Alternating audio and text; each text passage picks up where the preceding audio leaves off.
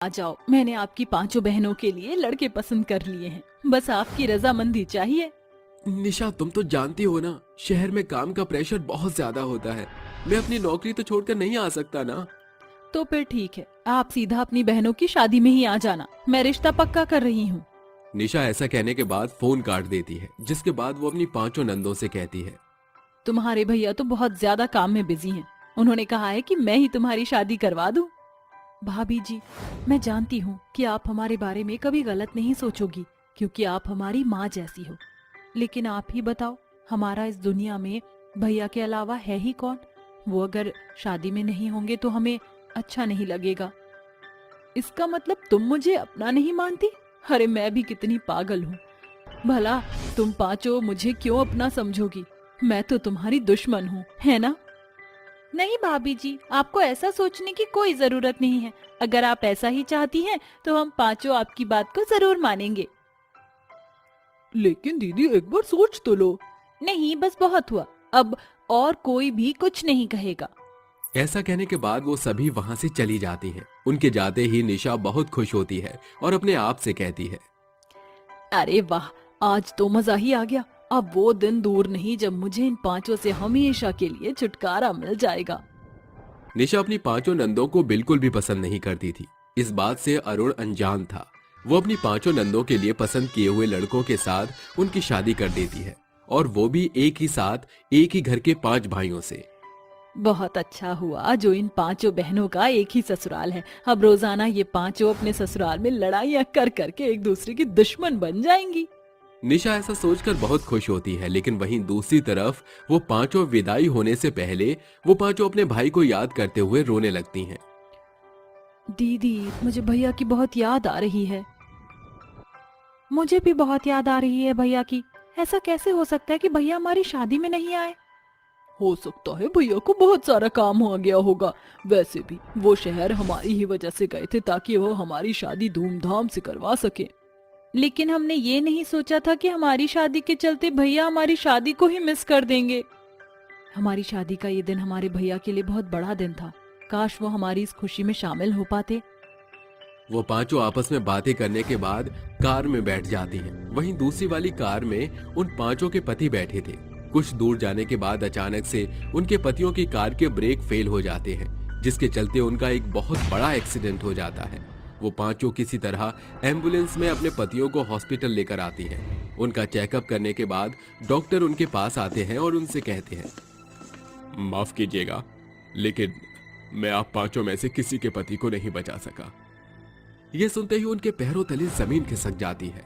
वहीं उन पांचों की मां शकुंतला ये सब सुन लेती हैं, जिसके बाद वो फूट फूट कर रोने लगती हैं और रोते हुए अपने पांचों विधवा बहुओं को ताने सुनाने लगती हैं। कल मुहियों करम जलियों, तुम पांचों मेरे बेटों को खा गई। मेरी आंखों के सामने से बाहर हो जाओ। मैं तुम में से किसी को भी नहीं देखना चाहती। माँ जी, संभालिए खुद को, इसमें हमारा कोई कसूर नहीं है। शकुंतला ममता को बहुत तेज धक्का मारती है, जिसकी वजह से ममता जमीन पर गिर जाती है। मनहूस हो तुम पांचों बहन। अगर तुम पांचों एक और क्षण यहाँ रुकी तो मुझसे बुरा कोई नहीं होगा। चली जाओ यहाँ से, छोड़ दो मुझे मेरे बेटों के साथ। जाओ, चली जाओ। शकुंतला अपनी पांचों बहुओं को स्वीकारने से मना कर देती है, जिसके बाद वो पांचों वापस अपने भैया के घर पहुंच जाती हैं। जैसे ही निशा वापस उन्हें अपने दरवाजे पर देखती है तो वो गुस्से से आग बबूला हो जाती है। अरे, अब क्या लेने आई हो तुम पांचों यहाँ? इस घर का पीछा छोड़ोगी या नहीं?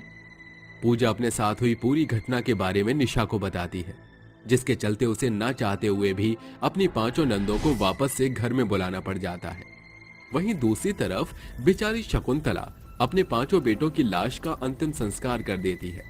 एक ही क्षण में ममता, राधा, पूजा, पायल और सुमन की जिंदगी बदल जाती है। अब उन पांचों को विधवाओं की जिंदगी जीनी पड़ती है। एक दिन वो पांचों अपने भाई से फोन पर बात कर रही होती हैं। भैया, आप कब आओगे? हम पांचों बहनें आपके बिना अधूरी हैं। भैया, जब से हमारे पतियों के साथ वो सब हुआ है, गांव के लोग हमसे बहुत घृणा करते हैं। आखिर इसमें हमारी क्या गलती है भैया? नहीं मेरी प्यारी बहनों, इसमें तुम्हारी कोई गलती नहीं है। ये सब तो कुदरत का ही लेखा जोखा है। हम इसे बदल नहीं सकते। लेकिन मेरी बहनों, तुम चिंता मत करो। तुम्हारी पूरी जिम्मेदारी मेरी है। अगर तुम्हें पढ़ाई करनी है तो मैं तुम्हारे लिए पैसे भेज दूंगा। तुम पांचों अपनी जिंदगी में कुछ अच्छा करो, ये बुरा वक्त एक दिन चला जाएगा। ऐसा कहने के बाद वो अपनी बहनों के लिए पैसे भिजवा देता है। अगले दिन जैसे ही सवेरा होता है, ममता और राधा अपनी भाभी से कहती हैं, भाभी जी हमें पैसे दे दीजिए, हम अपनी पढ़ाई अब आगे कंटिन्यू करना चाहते हैं। क्या कहा? अब तुम्हें फिर से पढ़ाई करनी है? कहीं तुम पांचों की मति भ्रष्ट तो नहीं हो गई है?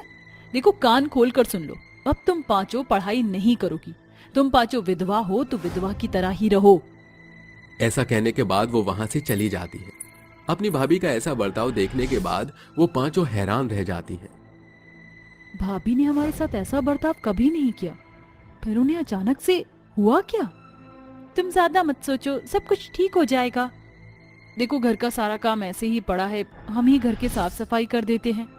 वो पांचों मिलकर घर के सारे काम कर लेती हैं। जिसके बाद जैसे ही वो पांचों थककर सोफे पर बैठती हैं कि निशा उनके ऊपर चिल्लाकर कहती है, तुम्हारी हिम्मत कैसे हुई कि तुम मेरे सोफे पर बैठ रही हो? अरे तुम पांचों विधवा हो, विधवा, कुछ तो लाज शर्म करो।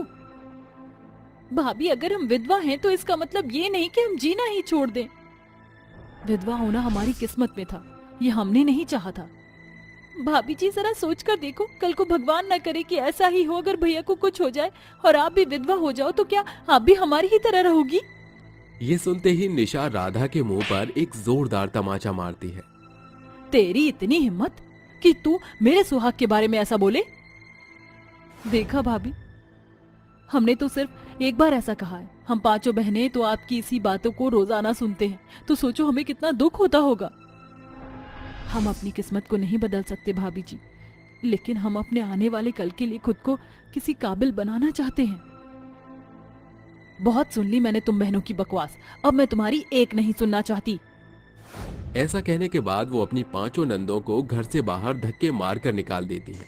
लेकिन तभी अरुण वहां आ जाता है और ये सब देख लेता है। जिसके बाद वो अपनी बहनों के आंसू पोंछकर उनसे सारा सच पूछता है। मेरी बहनों के ऊपर इतने अत्याचार होते रहे और मुझे कानों कान खबर तक नहीं। अरे भाभी एक माँ समान होती है, क्या तुम्हें जरा भी शर्म नहीं आई मेरी बहनों के ऊपर हाथ उठाते हुए? तो तुम्हें हमेशा माँ का दर्जा देती रही। निशा अपना सच सामने आने के बाद कुछ कह नहीं पाती। मेरी बहन मेरे साथ रहेंगी, मैं इन्हें शहर लेकर जा रहा हूँ और तुम इस घर में अब अकेली ही रहो, यही तुम्हारी सजा है। ऐसा कहने के बाद वो अपनी पांचों बहनों को वहां से ले जा रहा होता है, लेकिन तभी निशा अरुण के पैरों में गिर जाती है।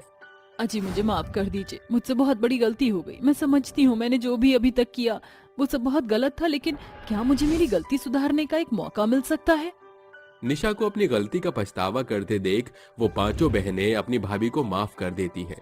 जिसके बाद निशा अब अपनी पांचों नंदों के साथ अच्छे से रहने लगती है और एक दिन अच्छे से लड़के देखकर उनकी खुशी खुशी दोबारा से शादी भी कर देती है। जिसके बाद अब उसकी पांचों नंद अपने अपने ससुराल में खुशी खुशी रहने लगती हैं। देसी देवरानी विदेश